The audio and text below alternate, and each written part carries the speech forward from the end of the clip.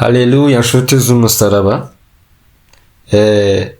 Turacyanejejwe cyane no kuganira ku migisha Imana itanu. Turacyasoma mu Gutegeka kwa kabiri igice cya 28 umurongo wa 8. Haravuze ngo Uwiteka azategeka umugisha kuba mu bigega byawe no mu byo ugerageza gukora byose, kandi azaguhera umugisha mu gihugu Uwiteka Imana yawe iguha. Haleluya. Jambo ngo Uwiteka azategeka umugisha kuba mu bigega byawe. Mu bigega ni kuri konte. Mu bigega ni kuri konte yawe iyo ari yo yose, yaba iyo muri banke, yaba kuri mobile money, yaba kuri mo cash, yaba mu kibina. Harano bakora ikibina abantu bakabambura bakabaheza. Ariko cyangwa urahinga urabyiza imyaka yawe ngijemo imungu ngo wahombye, mbega ugasanga ububiko bwawe nta kintu kirimo. Ububiko bwawe nta kintu kirimo, nawe nta n'ibyiringiro uba ufite, nta n'icyizere uba wifitiye kubera ko nta kintu ufite kuri saving. Ariko umva ukuntu Imana ivuze. Imana iravuze ngo Uwiteka azategeka umugisha kuba mu bigega byawe. Umugisha w'Imana nta hantu usigara.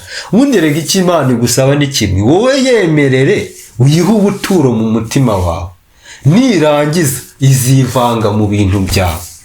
Uvuga ngo amafaranga ngo bampemba, ngo wagira ngo afite inyatsi, ngo amafaranga ngo yabareye abantu, ngo bayabarisha ngo agahera, ngo iki ibyo by'agahera se ni ibiki? Wowe emerera Imana isuka umugisha mu bigega byawe, sibyo? Aho uhunika Imana irashaka kuhasuka umugisha. Ibintu byawe wagira ngo imifuka yawe yaratobotse, ukabika nta kintu ugira, uhora uguza, ufite udukayi. Ibyo bintu by'udukayi urumva, uyu munsi Imana irashaka kubishyiraho iherezo mu izina rya Yesu, ukagira ibintu ugira, ukagira n'ibyo ubika. Haravuze ngo no mu byo ugerageza gukora byose. Haleluya. Rero mbabwire ko ikintu cya mbere Satani afatiramo abantu b'Imana ni ukubica mu mitekerereze, ngo nushora uzahomba, ngo amafaranga niyo wari ufite gusa, ngo komeza uyabike, ngo nuyashora ngo dore nuriya ngo yarahombye, ngo ubuse ngo uzabona abakiriya. Ngo ugashaka ngo gukora ngo iby'abandi bantu batakoze se ni ibiki? We niyo wakora washyiramo agashya, cyangwa niba ubona bihari bikore. Ariko Satani ikintu anyagira abantu ni ugutinya gutangira. Ariko ijambo ry'Imana rivuze ngo iki? Riravuze ngo no mu byo ugerageza gukora byose. Niba uri umuntu w'Imana utisakama ibyaha, ukaba wumva umutima ukwemeje gutangira bizinesi runaka, genda uyitangire. Imana irakwemereye mu izina rya Yesu. Iravuze ngo izaguhera umugisha mu byo uzagerageza gukora bingahe byose. Ngweke Pawulo yabwiye Abefeso, aravuga ngo uwibaga ntakongere kwiba, ngo ahubwo umuntu wese akoresha amaboko y'ibyiza kugira ngo babone ibyo gufashisha abakene. Abantu b'Imana bagomba kuba bari ku rwego rwo gufasha abakene. Ntabwo ari abantu bo guhora basabiriza. Dawidi yaravuze ngo nari umusore none ndashaje, ariko sinigeze mbona umukiranutsi w'Imana arekwa cyangwa urubyaro rwe rusabiriza ibyo kurya. Bishoboka ko muri kino gihe uri mu gihe uri gusabiriza ubona byaranze, ariko senga uvuye ngo Mana menye ko utanga n'umugisha, none nk'umugisha.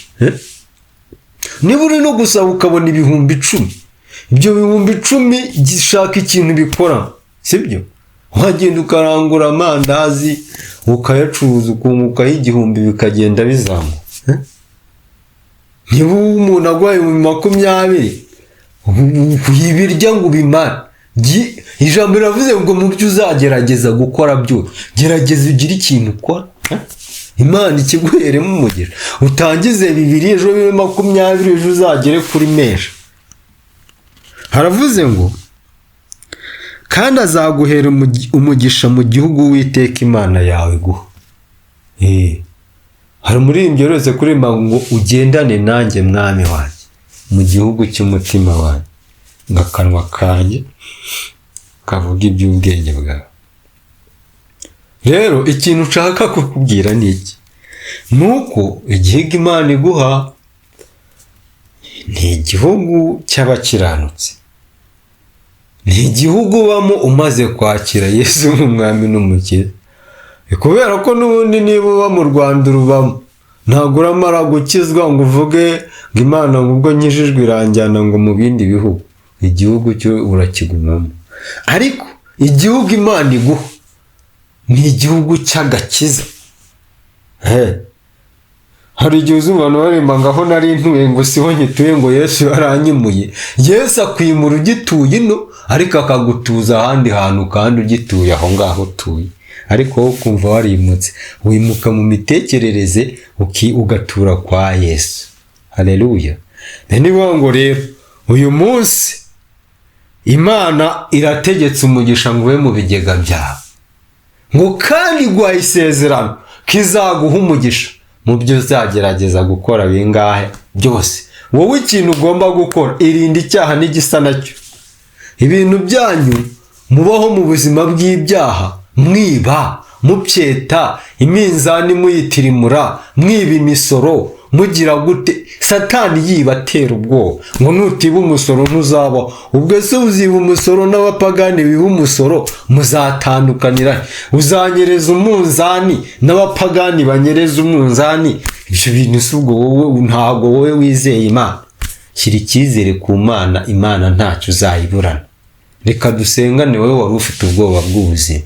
Mana nziza, turagushima. Isengeye uyu mwene data utagiraga saving, utagiraga icyo abika kubera inyatsi n'ibindi bibazo bitandukanye, kugira ngo umwiyereke. Kandi isengeye n'uyu mwene data wari ufite ikibazo cy'imitekerereze, ahora atinya ngo mfite 5 ngo mfite makeya. Mwigisha atangire, kuko wavuze ko uzaduha umugisha, ariko ngo uzaduhera umugisha mu gihugu tujyanamo. Kandi iki gihugu ni icy'agakiza, ni igihugu tuzamo abakiranutsi. Ndakwinginze rero gumana natwe kandi uduhe imbaraga zo kugukiranukira kugeza ubwo uzagaruka kutujyana, mu izina rya Yesu. Amina.